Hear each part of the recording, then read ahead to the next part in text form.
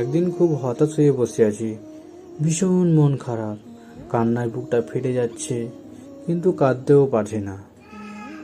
মনে হচ্ছিল চিৎকার করে কাঁদতে পারলে মনটা একটু হালকা হতো। নিজেকে বলে উঠলাম, সবাই কেন আমাকে ছেড়ে চলে যায়? আমার কি কেউ নেই? কেউ কি আমার সাথে একটু কথা বলবে? আমার মনের কথাগুলো একটু শুনবে, আমাকে একটু বুঝবে? হঠাৎ করে মনে হলো, আমার রব, তিনি তো সর্বক্ষণেই আমার সাথে থাকেন।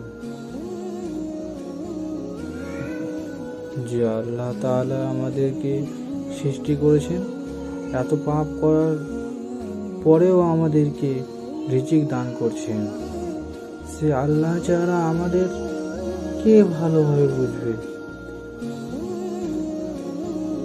কে শুনবে আমাদের কথা?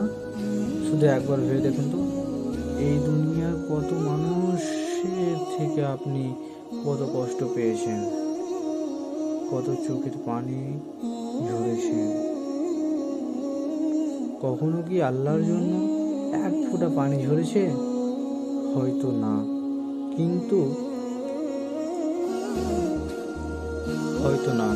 একটু চিন্তা করে দেখুন, আল্লাহ আমাদের কত সুন্দরভাবে লালন পালন করেছেন, তার সত্ত্বেও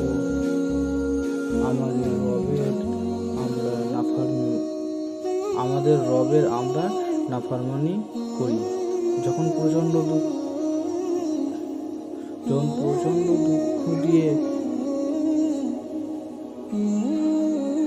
কাতর হয়ে আসবে, তখন বুঝবেন